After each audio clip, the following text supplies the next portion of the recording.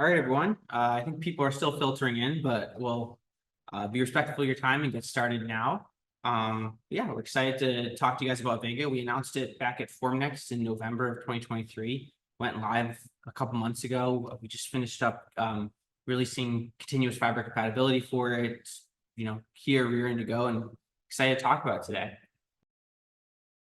You might be familiar with me if you've seen Markforged webinars before. My name is Daniel. I work in product marketing here. Among the things that I work with is the FX20, of which Vega is a material. So I've been working on this since probably 2023, 2022, since the conception. And this is Ben. Yeah, my name is Ben Morgan. I'm new to the Markforged webinars. I'm a senior materials engineer at Markforged. I am the technical lead for the Vega program and material.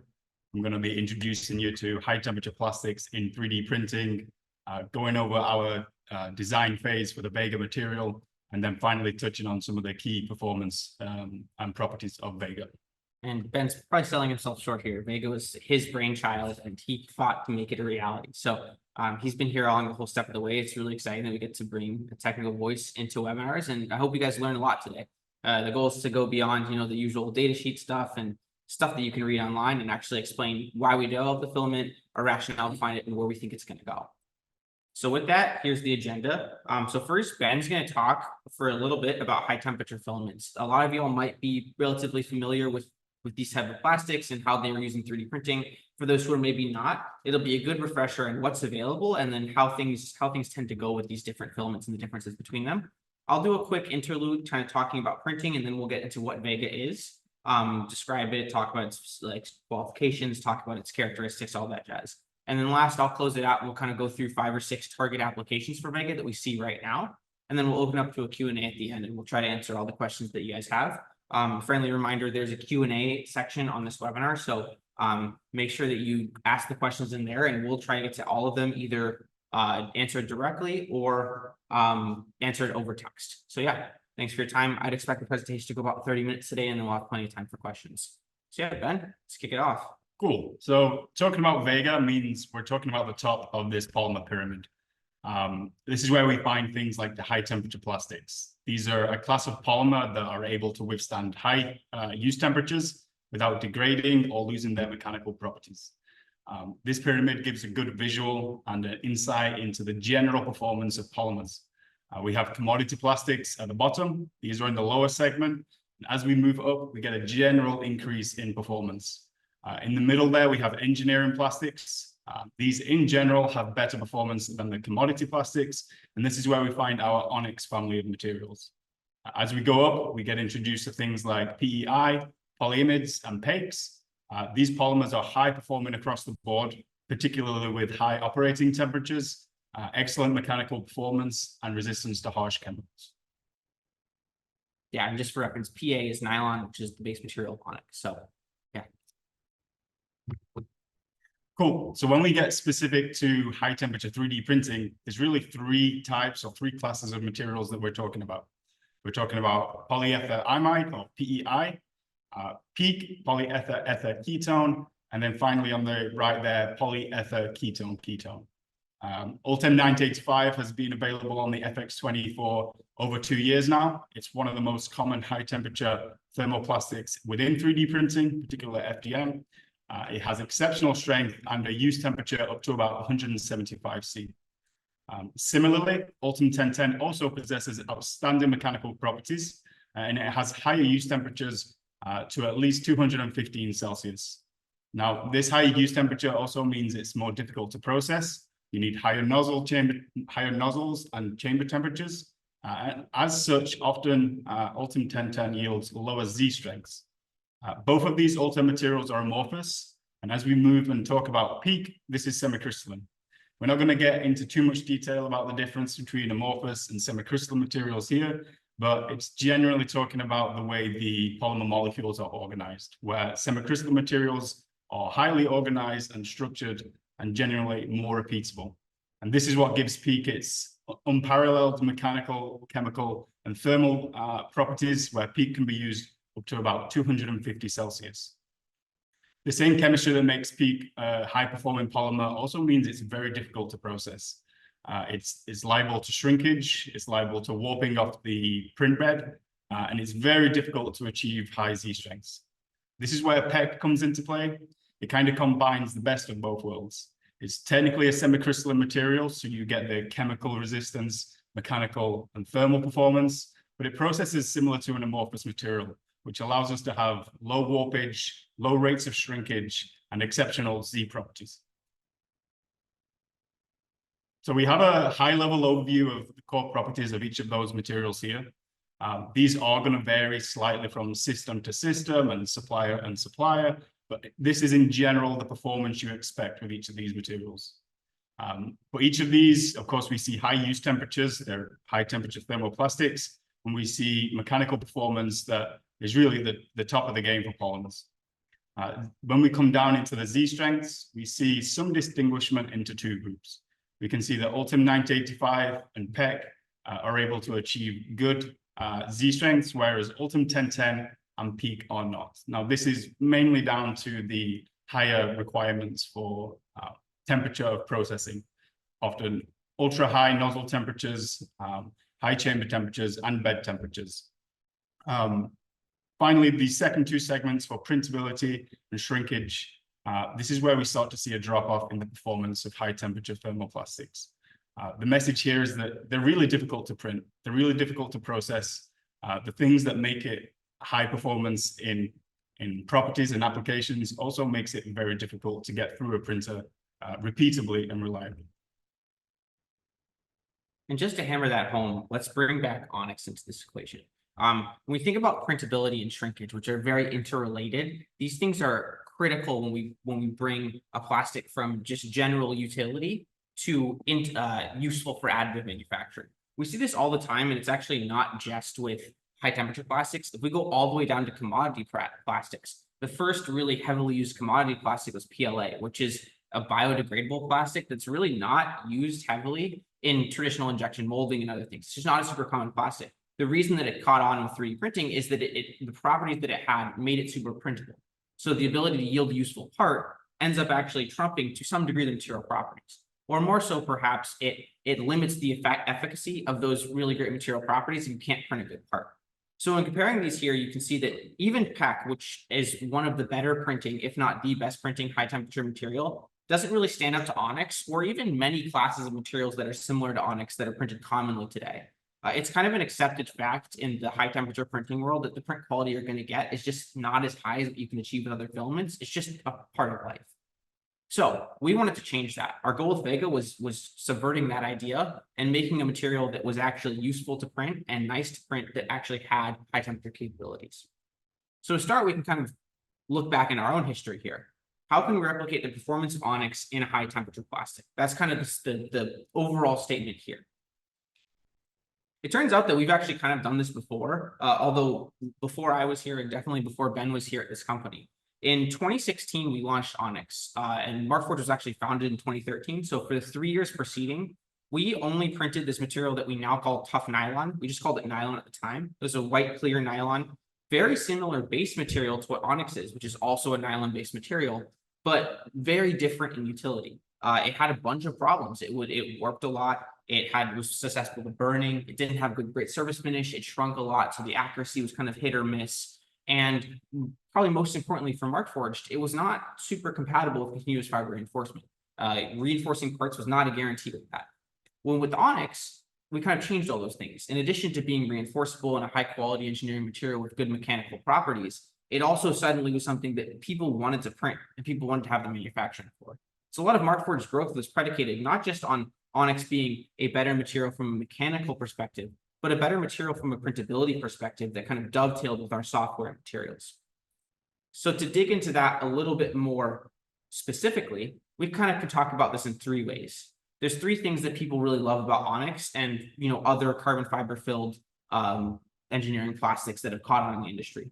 The first is simply that they print high quality. They have excellent surface finish. They're typically matte, so they hide defects. They do not warp. They have high thermal stability. The carbon fiber or the fillers typically bring that. And the support removal is far easier than something like nylon. And, we could say they're not as easy as soluble supports, but soluble supports bring their own challenges. Second thing is they're reliable. The reliability of Markforged machines is not just the machine, it's the software and also the materials. The material lends itself to completing prints, and it lends itself to accurate parts, partially because of low shrinkage. And then last, and probably most importantly, it's robust to a wide variety of geometries. What we mean by that is if you try a part that looks like this and a part that looks like this, they're very different. But with Onyx, they're just as likely to succeed. And that's really important if you're trying to expand the application base, try new things, and adopt a new technology. And then the last thing, again, this is more of a Markforged specific thing, is that it's inherently reinforceable. So carbon fiber, the long strand reinforcement that we use, continuous fiber reinforcement, that is, does not shrink when it gets put in parts. So if you have a type of base plastic that shrinks a lot, it's not inherently going to be very compatible with the continuous fiber. And that continuous fiber is what enables us to kind of replace aluminum parts in application. So those three things are really important. So when we look to this is kind of like a great blueprint. And you think like, this is pretty logical, like high temperature classes of this, we have an additive, we'll make it work. That's not really the case. It turns out high temperature filaments are really hard. And I think, Ben, you're probably better suited than me to talk about why. Yeah, so the engineering challenge really was like opening Pandora's box.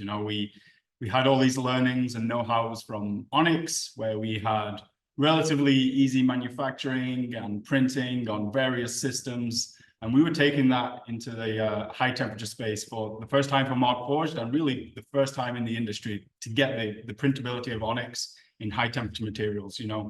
Unlike Onyx, high temperature plastics, that's both ULTEMs, PEKKs, and PEKKs, they require much more demanding print parameters.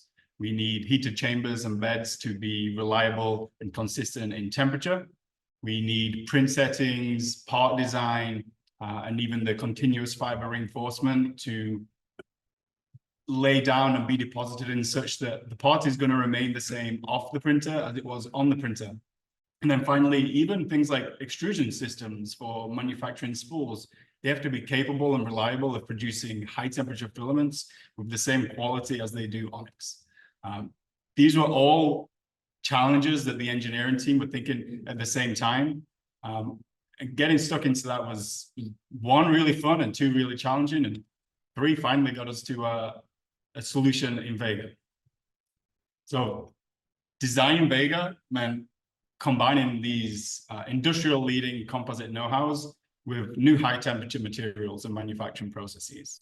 The internal materials team was able to develop over 20 high temperature candidate formulations, which included various high temperature polymers, various grays, and various filler combinations, with the goal of essentially optimizing print performance and reliability, and lowering the coefficient of thermal expansion to be compatible with the continuous fiber technology.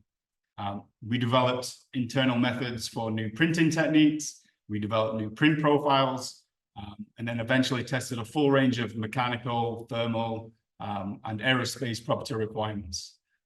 These were all branched under the internal development team at Markforged, paired with our manufacturing site in Billerica. Yeah, and just one question for you, Ben, on top of this. When you think about all these formulations, when you're trying all these plastics, when you say different plastics, it's not that we zeroed in on PEKK right away. It's that you, through testing a bunch of different high temperature options, realized that PEKK was there, right? Yeah, absolutely. We have ULTEM 9085 on the FX20 already. That was a great place to start. We already know how to print this material. We wanted to be able to bring the printability of Onyx to it, and various factors go into that. Resin choice, resin supply, all factors that go into making a material that is dimensionally stable and reliable. So we tried other things other than PEKK. PEKK did turn out to be the highest performer in many of the performance metrics. So that's ultimately where we ended up. Awesome. And that leads us to here. Yeah, it led us to Vega. This is a material with high temperature and mechanical performance. And then we've been able to introduce the printability and low rates of shrinkage that we see with Onyx. It's chopped carbon fiber filled. It prints very well, high mechanical performance, resistance to harsh chemicals. We really have been able to bring the printability and reliability of Onyx to high temp.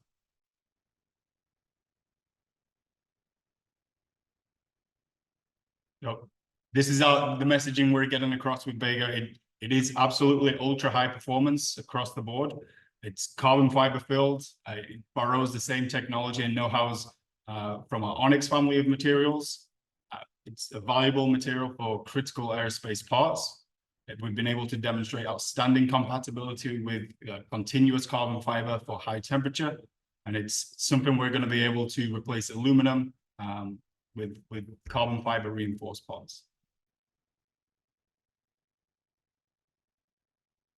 So the next couple of slides are just going to talk about comparing properties against materials on the market, and then also explaining a little bit more about Vega's properties and maybe some regulatory requirements as well that come in with aerospace materials. So here we're comparing Vega to ULTEM 9085 printed on the Markforged FX20. You can see here that Vega has both superior strength and stiffness, although we do have a little trade-off in use temperature. Now that's related to the glass transition temperature of the base resin that we're using. So keep that in mind for high temperature applications. That in itself has allowed us to improve printability for those demanding environments. In addition to those mechanical properties, PEKK itself as a base polymer possesses the chemical resistance and low outgassing properties that make it usable for aerospace applications. And we do have testing underway externally to validate and gather data for each of these property requirements. We have been able to demonstrate printability that Onyx brings to the Markforged systems with Vega. Its surface finish is absolutely astounding and in some regards competes against Onyx. These are just not achievable for things like ULTEM 9085 and other high temperature polymers in 3D printing.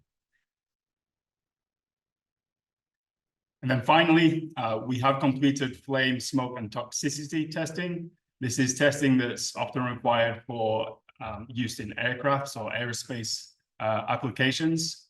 We did decide to do FAR 25853 rather than UL94, and I'll explain a little bit why. So FAR looks at the burn rate and the self-extinguishing capabilities of material, and this test is graded as either a pass or a fail, and Vega was able to achieve a pass rating for the flame, smoke, and toxicity testing. UL94 is more of a general flammability rating. It's more normally used for things like electrical enclosures and building materials, and you get a grade from V0 down to V1, V2, etc. With the FAR testing that we have undertaken, the UL94 doesn't add anything to the results we already have. We've validated and passed the aerospace requirements. There would be an additional lift to do the UL94, although it's not required for the Vega material and the application space we're going for. Yeah, and so what are those application spaces? So you've probably heard us use the word aerospace all the time. There's a reason for that, and we'll expand that to rail and maritime. We call regulated parts producers here at Markforged. Those type of folks are the folks who have most heavily adopted additive manufacturing in production, at least FFF additive manufacturing, and they're the type of people who are using high temperature materials. And sometimes they're using them because they're exposed, or sometimes they're using them because regulations require. So ultimately, when we launched FX20, our goal was to target that type of industry. And so the primary development goals for Vega were to basically have a better performing material that could be used in those areas. And so when we think about what these people need, they need high quality, they need regulation compliant or compliance, and they need to be able to use them for both end use and replacement parts. That's what we see really commonly in our customer base, and that's what we see really commonly in just general additive manufacturing. We're not the first to do this, and there's many players in this industry, but what we want to offer is something that can succeed where others fail in terms of part acceptance, surface finish, part quality, willingness to put it on an airplane or a helicopter or a train or boat, and something that, in addition to being very robust and regulation compliant, works. The one thing we'll talk about here as well is you'll hear us say structural non-critical. Our end goal, our long-term goal of something like Vega is to do more structural parts with continuous fiber reinforcement. So this part here is a Vega part reinforced with continuous fiber. It's a bracket. We'll talk about it in a second. That's inherently challenging because the regulated parts industries are regulated. So our goal with something like Vega is to release a material that's high enough quality to work in existing applications while giving aerospace OEMs and tier one suppliers and all that avenues to work more specifically in qualifying continuous fiber and our other technologies for broader use, because we think that they have the potential to be really impactful, but you have to get in the door and you have to have a solution that makes sense. And if we look at the three other categories, they're much more in the tooling or manufacturing support category. So FX20 also works well in these categories if the requirements are there. So first with automotive, there's a few things that work really well in the automotive space that are necessary. There's a lot of automotive has as much or more tooling, high volume tooling than any industry out there. And some of that tooling is required to be high temperature. Some of it's required to be highly chemical resistant because of some of the cleaning chemicals, especially they use in the automotive industry. And some of the tools need to be large. And so we see the opportunity for Vega to be used in the most demanding tooling applications to kind of supplement Onyx. Likewise with oil and gas is something that is one industry where PEKK is actually pretty well penetrated already. It's extremely high quality chemical resistance is really prized there. And so we see an opportunity with there, and in mining, we've seen a lot of success for FX20 to have more temperature resistant and more chemical resistant parts than can previously be offered. And then the last is in food and beverage and in pharmaceuticals. Maybe a little bit less of an obvious application, although one of our early kind of super users for Vega is already in one of these industries. And what we find is that these type of industries use autoclaves really heavily, and even engineering plastics do not stand up to autoclaves, especially if you're using cleaning solutions. And some things like ULTEM, they sometimes will, but the part quality requirements and the reliability that ULTEM is able to achieve is not as high as what you would expect with traditional engineering plastics like Onyx. And so that's kind of the industry space that we're going to look at. So now we'll talk about 5 applications real quick. This first one is aircraft interiors. We have a bunch of examples here. This is probably the 1A or 1B of common high temperature printer applications right now. Interior parts are often used in MRO, sometimes are used in low volume production, especially from our bespoke users. They require regulations, and often they're put on a plane or a helicopter or a boat or a train, unfinished or without post-processing. These things need to look good and they need to function.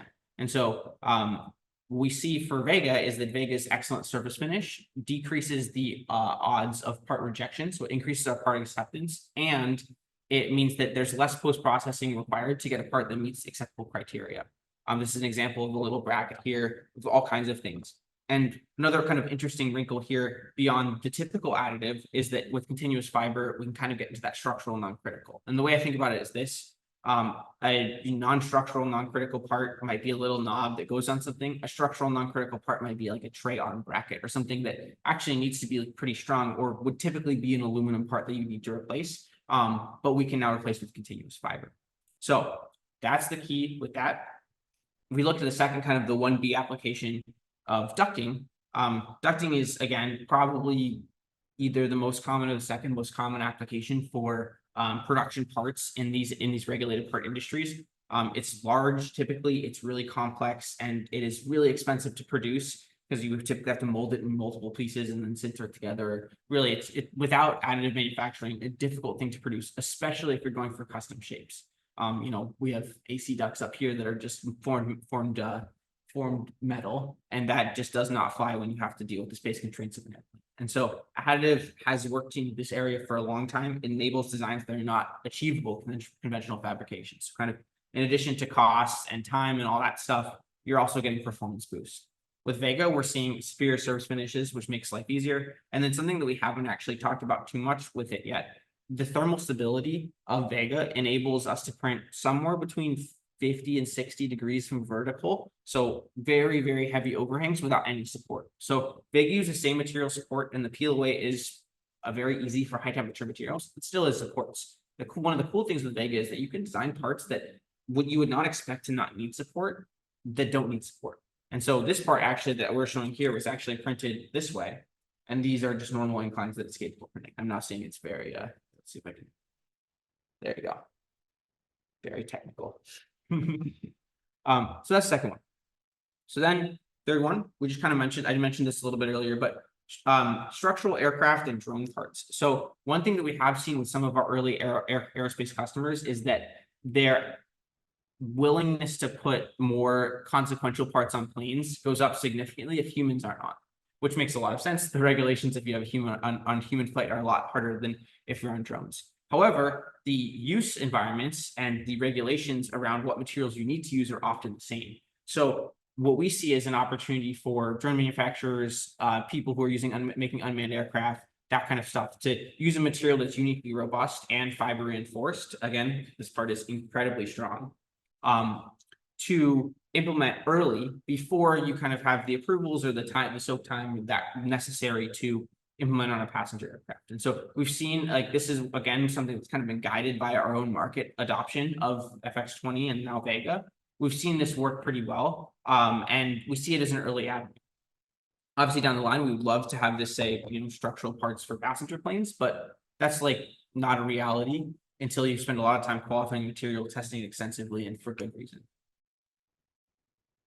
And then we have two kind of interesting tooling examples. So this is a vacuum layup tool. We see people, we've seen people print this with ULTEM quite a bit, and now we're starting to see it with Vega. The big advantage of additive manufacturing generally for a layup tool is that layup tools are almost always conformal, or very often conformal, especially for high performance parts. And those conformal tools are incredibly expensive to machine out of metal. Often they might be machined out of a sacrificial material instead and be a single-use tool. Sometimes they were like made out of wood. There's many ways to make them from kind of more bespoke technologies to now, but 3D printing is a really promising area to cut costs, but also improve your ability to design complex parts. Vega actually is highly optimized for this, and there's two reasons. One is obviously the surface finish. The surface finish here is really good. Generally, these molds need some post-processing to be smoothed out. I think Vega still requires a little bit just because it does still have some technical layer lines, but our early testing is that it's very, very, very compliant. And we've had folks print this out of ULTEM, and they really need to sand them down and post-processing to make sure they're smooth enough. But the second thing is probably more exciting. It's that when you're laying up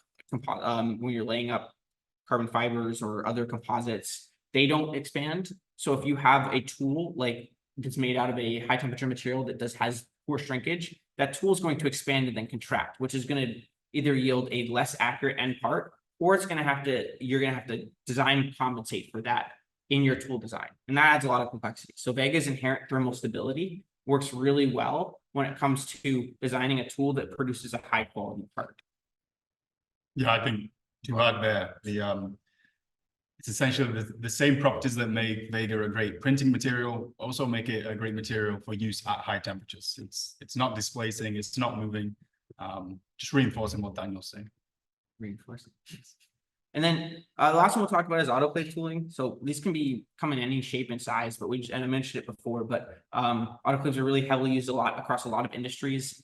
We find that these type of tools that would normally be used in a non-autoclave situation, the plastics they use just don't work.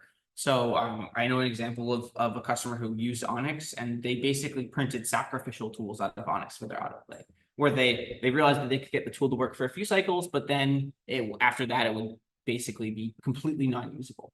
And so that's great. It enables them to design flexibility. It shows that they have a need for additive generally. And to replace machining technologies is, again, really important because machining is often difficult and expensive to come by. But it means that the typical materials often don't work that well.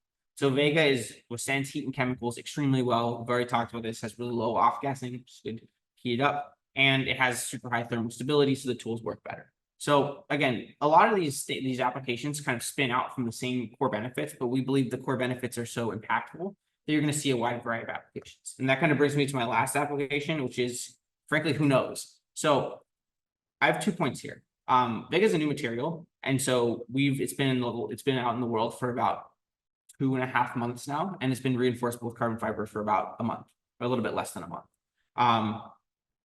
Really, if you look out in the market today, there are not many high temperature filaments that offer the surface quality and the strength, especially reinforced with carbon fiber, that Vega does. So there's not really a lot of precedent. If you look at a lot of these applications that we're talking about, they're things that additive has kind of either penetrated not quite well, not quite right, or done to a degree, or they're things that we can kind of infer pretty clearly. But what we find pretty consistently is that customers end up finding our best applications. So when we launched Onyx 8 years ago, we didn't have a super clear idea of exactly the tools that we'd use for. We believed it would be good for tooling and fixtures, And over the last 8 years, our customers have taught us thousands of different tooling applications that make sense for this. And so our belief with Vega is that if we get it out in the field and we get customers using it and trying it and seeing what problems they can solve, that the material itself and its unique properties will kind of come to show itself. So yeah, personally, that's the thing I'm most excited for, because when we develop a new material and like Ben asked me, well, what are people going to use it for? Like we can have put out really good hypotheses and we can start to see really interesting things, but the stuff that we don't figure out and that people show us is always the most exciting. Sure. So yeah, this is kind of if you want to screenshot a slide, we'll also make sure that we send the data sheet to everyone who attends. And also I would note that we update our data sheets pretty regularly. As Ben mentioned, we're doing chemical and off-gassing testing that we'll probably add to our data sheet pretty soon. But yeah, basic stats here, the highlights, we already talked about them. And yeah, so if you want to screenshot, feel free. And then with that, thanks for spending the time listening to us today. I think we will spend 15 minutes, 20 minutes on Q&As if questions are there. I know we have a few that we had already asked before that, but yeah. So yeah, thanks for your time. Thank you. So first question, good question. Will Vega be available on other Markforged printers in the future? Will only be usable on FX20? I can give you kind of the shortish answer, which is that we never say never, but the requirements to print Vega, at least the chamber temperature and that, are unique to FX20. If you're familiar with FX10, it heats the chamber up to about 67 DC, which is a solid temperature if you want to print some plastics or if you want to print onyx a bit faster, not high enough to print something like Vega. Any other thoughts? But again, yeah, we will never say never. I've seen our materials team work stranger magic before. So yeah, we will take a look. Obviously, there's the high temperature requirements for high temperature plastics. Right now, we're focused on FX20 and making sure our customers and potential customers have the most success. Yep. Okay. Next question. Do you plan to have PEKK materials later on? I mean, I again would never say never, but Ben, do you want to talk about PEKK a little bit and what makes it challenging and kind of your thoughts around that? Yeah, so we looked at PEKK fairly early on in the development cycle. It's a material that is very similar to PEKK. There's a little bit of a change in the chemical backbone, and that change does significant things to the material. As soon as the PEKK gets melted, of which you need a super high nozzle temperature, it begins to solidify and crystallize almost right away, which doesn't favor itself towards FDM 3D printing. Really, when you're depositing a bead or laying down any kind of FDM material, you want it to stay fairly molten and fairly flowable in order to have good bonding to the layer beneath. We're just not able to get that with PEKK. I think to answer your question, will we ever do a PEKK? If the customers in the market show that there's a real demand for things that we're currently not addressing, then possibly, but there are definitely technical challenges in reaching the requirements for PEKK printing. Yeah, and I think to just add on that, again, you see in our presentation, like we care a lot about how the print quality of our materials. I think that's one thing that is really a key factor towards people actually using and loving our printers and our materials is do they print well? Can we print them reliably? If a customer has an idea for some geometry that we hadn't thought about, what's the odds of actually working? Okay. Ben, someone asked, what are any changes in the thermal property of Vega if it's reinforced with carbon fiber high temperature, which is the continuous fiber? So yeah, there's two parts to this question. The first one, is there any change in the thermal properties? I think we're talking about things like HDT. The second part is, what are the electrical properties of Vega? Is it a good insulator? So I don't have an answer for the second part of that question. The first part, I absolutely do. We did external testing for that as well. With PEKK being a semi-crystalline material that behaves amorphous, the TG of the base resin PEKK is still around about 155 C. Even when you reinforce it with our continuous high temp fiber, we're still seeing HDTs and use temperatures around about 160 C. So there's a marginal increase of between 3 and 5 degrees Celsius. So I think to answer your question, The use temperatures are roughly the same when printed without and printed with continuous fiber. With respect to the electrical properties, there are some PEKs that have additives that make them ESD safe. We did not do that with Vega. Correct. Someone asked, is there public FAR certificates? That is something, so I just mentioned we're gonna update the data sheet. We have the certificates and we're gonna include, we're gonna include them in the data sheet update. So Yep. probably will happen in the next month or so, depending. But yes, we do have the certificate. We have sendable. Someone asked, is Vega compatible with non-Markforged printers? Generally, we sell our materials for our printers. I guess we can't technically stop people from purchasing it and using another printer. I don't see why you would. It's a really cool material, but it also has significant requirements for printability in terms of what the printer is capable of. Someone asked a two-parter about UV exposure and cold temperature ratings. Okay, so I don't have any data to answer these questions. The questions are, what is the cold temperature rating of Vega? Typically, aerospace has some requirements that go sub-zero towards -65°C. And then the next part is, how does Vega hold up to UV resistance? So the UV resistance, there's no data to share. I can say early in Vega development with PEKK and one of our, what ended up being Vega, I did some fun testing, leaving samples on our Waltham roof here in Massachusetts over the summer. So they were exposed to the wind, the rain, UV, the humidity.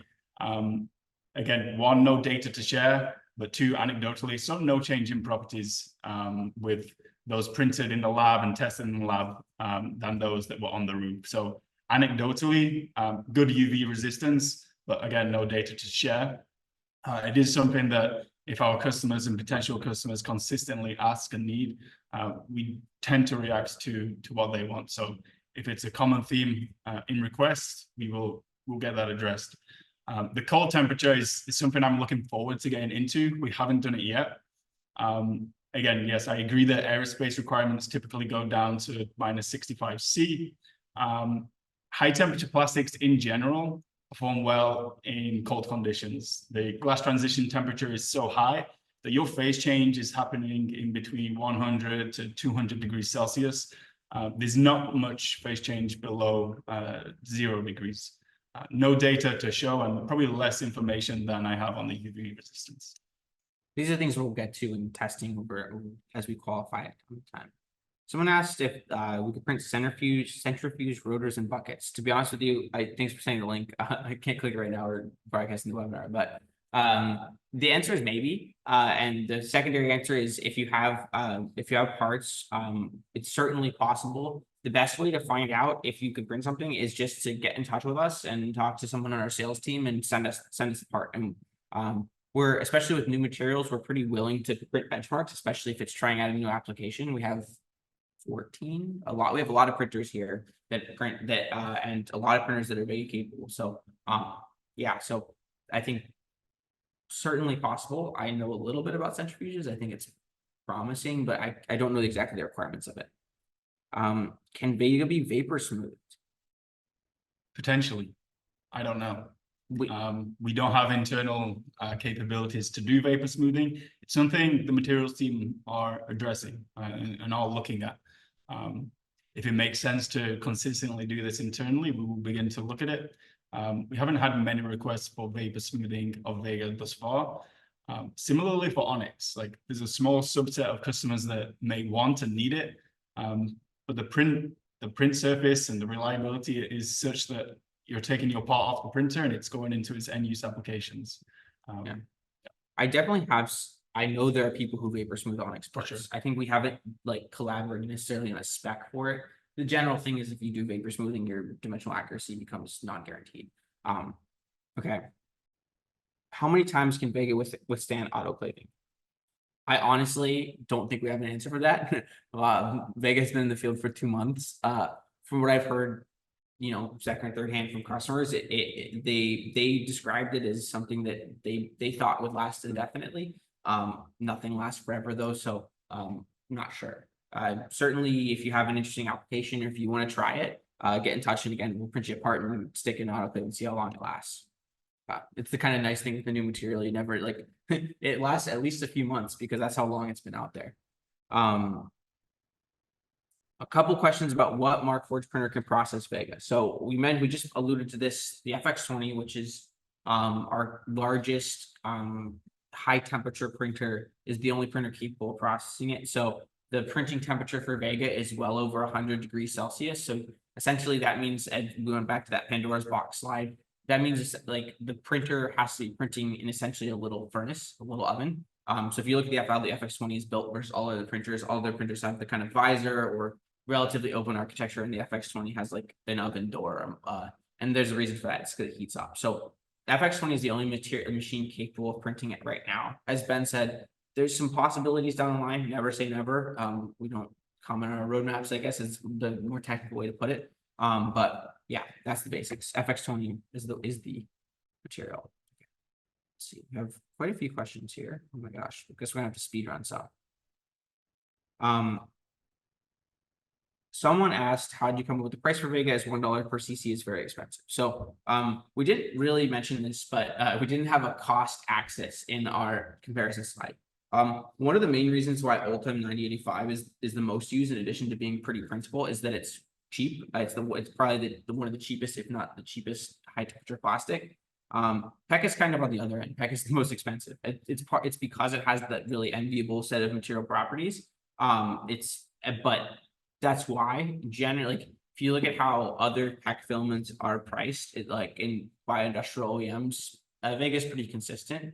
That being said, I think our goal is to get Vega into customers' hands, and so we want to kind of make sure that people are not being priced out of useful applications, or at very least are not being priced out of trying it. So we're looking into options there, but in terms of how PEKK is priced, it's pretty consistent. Okay. Another one there. How do we pick the name Vega? I think actually I picked it. I don't know how it just came to me. Your brightest star in the we had a lot of names. It turns out, this is a totally unserious thing. It turns out that additive manufacturing companies have picked every cool star name out there, either for their own printers or materials. So we did go through the cycle about 5 times where we thought we had a name we really liked, and then we realized that someone else got to it first. And, that's how it goes sometimes. Someone asked ULTEM 9085 versus Vega. We did compare that quite a bit. I will kind of just it's super quick, summary.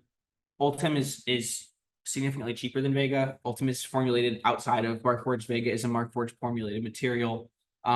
Vega has better mechanical properties generally across the board. ULTEM is a little bit better from a high temperature perspective. Vega works very well with continuous fiber. ULTEM we're still honestly trying to make work better. And then in general, surface quality, ULTEM is glossy, so it magnifies surface defects. It also has to use a dedicated support material, whereas Vega uses its own material as support. And because of the ability to print pretty far from vertical, often you don't need support with Vega. Do you have CTE data for material built in plane first built vertically? You wanted to talk to that?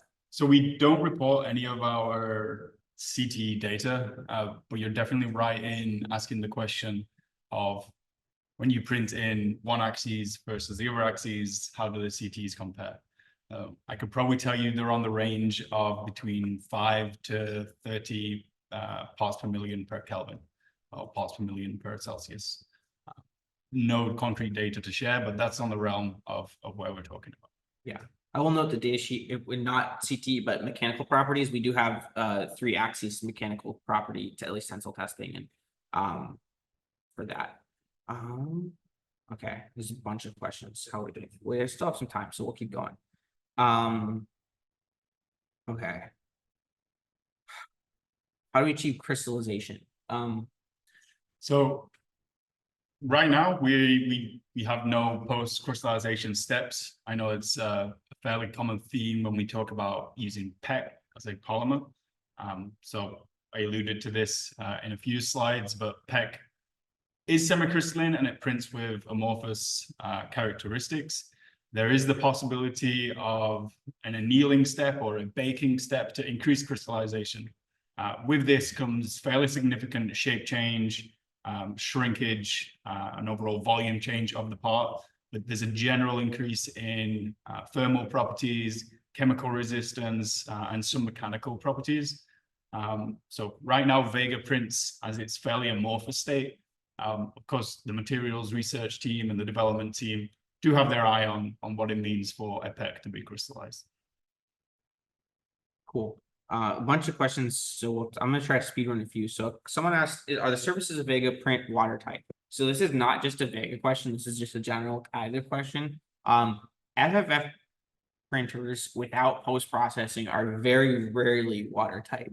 The reason for that is that you're printing, you're depositing material, and there's just like the odds of there being a void are just very high. So we have done things over the years with various printers to try to overstuff or to make them this way. Vega is printable solid, which certainly helps. But I don't think you could comfortably say that any FFF material, but especially not Vega, and inclusive of that Vega, unprocessed is watertight.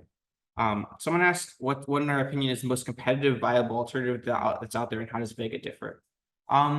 It's hard for me to know exactly what the most competitive alternative. So we talked about a lot about ULTEM in terms of like the most common aerospace material. ULTEM, especially ULTEM 9085 is probably there. If we talked about that, there are certainly other OEMs who have peaks and PEKKs. There are also other OEMs who have at least peaks. I'm not sure about PEKKs that have chopped fiber in them.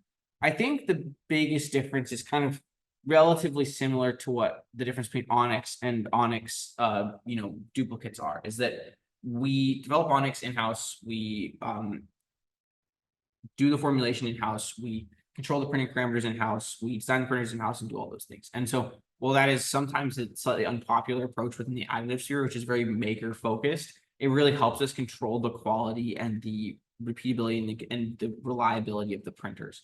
So that's probably the big thing. I mean, to be honest with you, Vega has not been out in the market long enough for us to really have like a holistic, like competitive landscape of exactly how it compares to everything. I think we're really excited about its capability and what it can deliver, and so we feel good about it. A couple questions about chemical resistance. We have data, but so the general gist with this is, especially with these type of things, Vega is mostly PEKK. So our base understanding of what the chemical resistance of Vega is related to what PEKK's chemical resistance. In addition to that, we're doing testing on our own to verify that, but that is generally where it matches. So I would say Vega does have good to excellent chemical resistance. I'm not sure how many more questions we're going to get answered. We are coming towards the end of time. I do see one here that says, how do we impregnate with continuous carbon fiber? So the same way we do with our Onyx family of materials. We have printers that have either dual or 3 print heads. One of those print heads deposits a plastic material. It could be Onyx, it could be Vega. And then one of the other nozzles deposits our continuous carbon fiber tow or filament in 2D planes within that part. So continuous fibers are printed with Vega the same way they're printed with Onyx. Cool. Okay, yeah, I agree with Ben. Let's try to speed run the last like 6 or 8 questions as best we can. The other thing here is just a general thing. When we talk about carbon fiber, it's always confusing for us because our filaments always have chopped fiber in them, or our primary filaments do, and we also do continuous fiber. It's just a difference to remember that the filament itself does not have continuous fiber. Can Vega be electroplated? We don't know. It's possible. Generally with electroplating, you paint it and then you electroplate. That's my experience with it. But how do you request a Vega sample part? Get in touch with us. Saw a decent number of our local reps have it. I can't guarantee because I don't know where you're from. So we'll make sure to reach out after the webinar. And if you reply to that email and get in touch, our sales team will definitely be reaching out. And so just let them know what you want to get, and we can see what you do. I think there were a few questions about that. Someone asked about is the material hygroscopic? It is not, correct? It is not. This is one of Markforged's most moisture stable filaments. As with any FDM filament, it needs to be dry. You receive a spool of Vega, it's already dried by our team in our manufacturing site. When you print a part and leave it exposed to ambient moisture, humid moisture, or even submerged in water, we see no significant change or decrease in properties. This isn't solely to the point of Vega. It's fairly conventional against the high temperature plastics. Yeah. Okay. And then there are a couple ones. There's a couple application questions like, can I make prototypes of a wristwatch? You could. I wouldn't, probably a bit small for just general FFF processing. FFF tends to lend itself towards bigger parts. It's not quite as precise as things like binder jetting or there's stuff like that. Additional processes like heat chamber after printing. So Vega is printed in a heated chamber that needs to cool down afterwards, correct? It's already being shipped worldwide. So if you order it, Markforged customer or from Markforged partner, you can get it. How would we compare this to Onyx for autoclave tooling? Our customers have told us that the Onyx tooling was essentially sacrificial, and they used the word silver bullet to describe Vega, which is pretty cool. They said it has worked indefinitely, but they've only had it for a couple months, so it's hard to know. Someone asked about a testing lab. Yeah, get in touch. Testing a sample in vacuum chamber, definitely get in touch. And then someone asked about layer adhesion out of plane strength of Vega comparing to other high performance filaments. Ben, you can answer that as our last question, probably. Yep. It's good. It's yeah, really good. so I think this refers to the Z strength or the Z-axis Z strength.